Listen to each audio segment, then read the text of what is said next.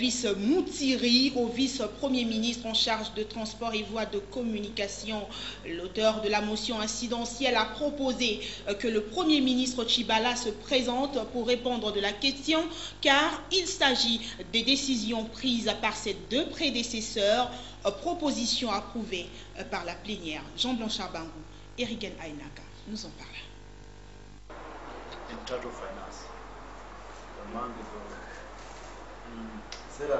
Pendant sa mission officielle à Nairobi, le vice-ministre de l'Intérieur et Sécurité, Basil Olongo-Pongo, a eu à visiter particulièrement le Centre régional pour le contrôle des armes légères et de petit calibre, RECSA.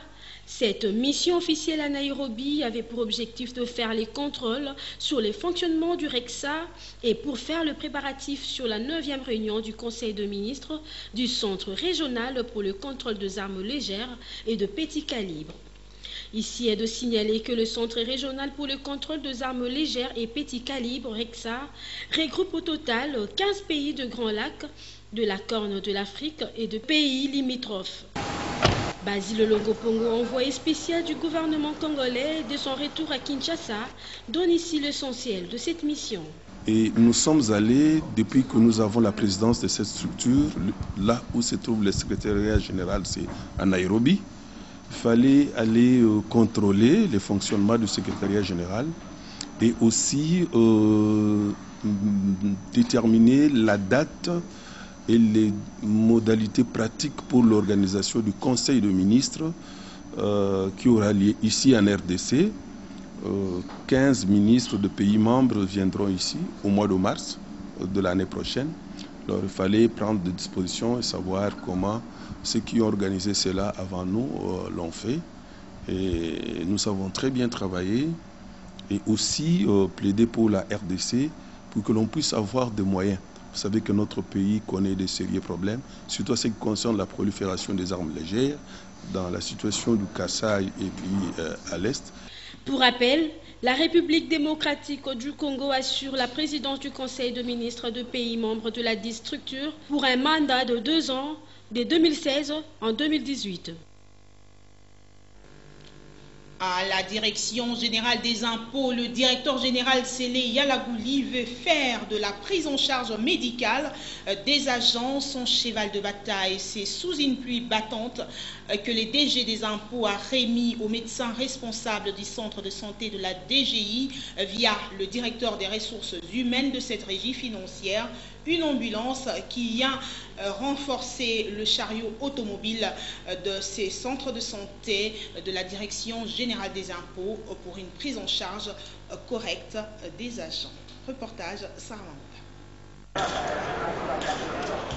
Il est 9h30. Malgré la pluie, le directeur général des impôts, Sélé Yalagouli, n'a pas manqué au rendez-vous pour la remise des clés de l'ambulance aux responsables du centre médical des agents et cadres de la DGI. Avant la remise de clés au directeur en charge des ressources humaines, qui à son tour l'a remis aux mains de la directrice responsable du centre de santé de la DGI, le numéro 1 de cette régie financière a loué l'initiative du chef de l'État qui vient améliorer l'outil du travail au sein de la DGI et a interpellé ses agents au bon usage de ces véhicules. La mission que le chef de l'État nous a confiée de diriger la direction générale des impôts réside principalement dans la politique de la mobilisation des ressources pour le trésor public pour faire face au programme de développement de notre pays. Et cela ne peut se passer qu'au travers de la valorisation des ressources humaines, d'abord au travers de leur état de santé, au niveau de leur formation, au niveau de leur prise en charge intégrale, de manière qu'ils puissent délivrer ce personnel, voulais-je dire, un travail de qualité pour répondre à ces préoccupations.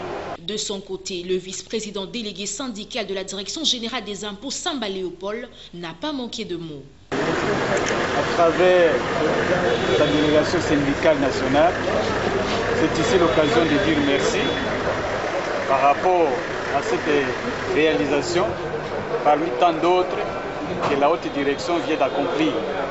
Parce que ici, ça rencontre vraiment la résolution des problèmes imminents de tous nos patients, une bonne prise en charge pour permettre à ce que nos malades soient vraiment bien acheminés dans les institutions hospitalières, bien appropriées, et même au niveau même de l'aéroport, de ceux-là qui viennent de l'intérieur, ils seront bien pris en charge. À son tour, le docteur responsable du centre médical des agents de la DGI a loué ces gestes qui, selon elle, doivent être bien utilisés. Vous connaissez bien que la DGI, c'est l'assignation, c'est la maximisation des recettes. Mais donc, production des recettes, on ne peut pas produire des recettes avec un santé qui est défaillant. Donc, comme vous avez si bien dit, elle a démontré sa bonne évolution qui continue, puisqu'il a déjà commencé. Ce n'est pas le premier geste qu'il a commencé au niveau du centre. Et nous disons ça à ceux qui continuent encore. Les agents et cadres de cette régie financière attendent voir encore les réalisations concrètes de la haute direction des impôts pour la bonne marche de cette entreprise. Parlons de l'opération Jeudi Sinistre qui se poursuit sans désemparer.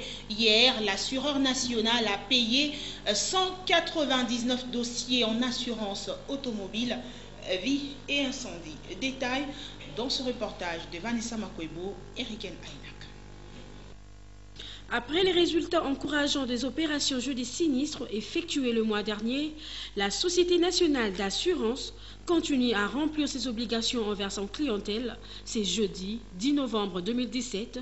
La SONAS a traité et payé 199 dossiers dans les branches d'assurance automobile, vie et incendie dans toutes ces agences disséminées à travers le pays. Et pour ce qui concerne les agences de la ville de Kinshasa, voici de quelle manière l'assureur national a fait la répartition.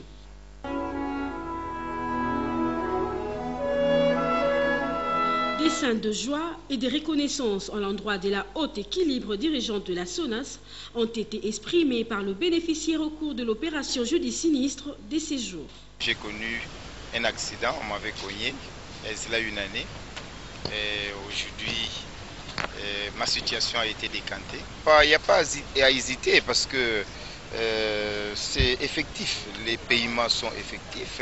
Quand on est dans ces droits, il n'y a pas de problème. Le bénéficiaire de l'opération Jeudi Sinistre et leurs témoins ont tari d'éloges à l'endroit du comité de gestion de la SONAS, dirigé par Mme Carola Guito Amela, qui ne lessine pas sur le moyen lorsqu'il s'agit de remettre le sinistré dans leurs droits. Souscrivez dès à présent un produit d'assurance pour se prévenir contre tous les aléas. En bref, 191 cas de choléra ont été enregistrés dans 5 aires de la zone de santé de Ngandajika à Lomami. On compte déjà 22 décès, a rapporté le médecin-chef de la zone de santé de Ngandajika. Les échantillons prélevés ont été envoyés à l'Institut national de recherche biomédicale INRB. La zone de santé de Ngandajika fait face à la rupture de stock de médicaments alors que la maladie se répand rapidement dans cette aire de santé. Nous y reviendrons. L'aumônerie catholique de la culture et des arts, dirigée par le cardinal Mosengo, propose aux artistes de créer une caisse de solidarité sociale.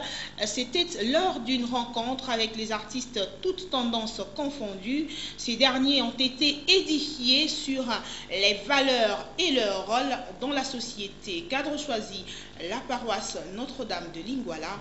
Reportage Jean Donchaban.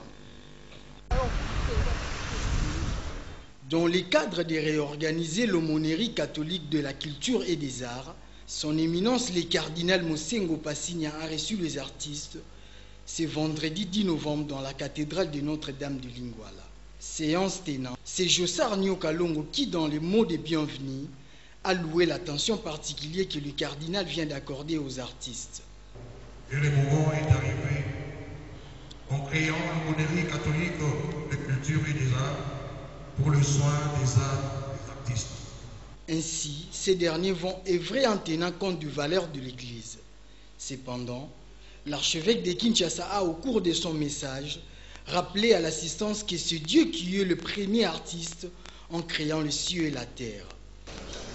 Nous sommes tous appelés à être fils du Père, le premier artiste, comme nous le dit Genèse 1:1, au commencement Dieu créa le ciel et la terre. Et l'artiste par excellence. Toutefois, L'homme a la responsabilité de transformer son milieu en respectant la nature. Ainsi, il a exhorté les artistes à s'organiser dans une caisse de solidarité que l'Église pourra soutenir financièrement. Par ailleurs, une série de questions et de réponses a permis à l'assistance de soumettre au cardinal de grandes lignes de leurs difficultés, notamment l'absence d'une réglementation gouvernementale efficace contre la piraterie, l'affaire des combattants de la diaspora qui restreint la production des musiciens en Europe. Retenez que l'Église a promis d'intervenir à la question des combattants en vue de trouver une solution. Il vous souviendra d'ailleurs que j'ai été ministre de la Culture et des Arts. À l'entrée en fonction de mes fonctions de ministre, j'avais pris aussi la même initiative où j'ai réuni l'ensemble des artistes, toutes les disciplines confondues. Pendant laquelle cérémonie, j'avais délivré la vision du gouvernement à ce qui concerne la politique relative à la culture. Notez en outre, cette rencontre avait reçu les artistes musiciens, peintres, comédiens, architectes, plasticiens, cinéastes et autres. On passe au sport. C'est déjà demain que les Léopards de la République démocratique du Congo affronteront au stade de martyrs de la Pentecôte la Guinée pour le compte de la 6e et dernière journée des éliminatoires Russie 2018 à Kinshasa. Les Quinois encouragent les 11 nationales et certains gardent espoir que la victoire sera certaine, même si d'autres renvoient au calendrier grec la qualification des Léopards à la Coupe du Monde édition 2018. Écoutons ces propos recueillis par Ruth Kalonji et Dinangaka. Premièrement, il faut moral pour les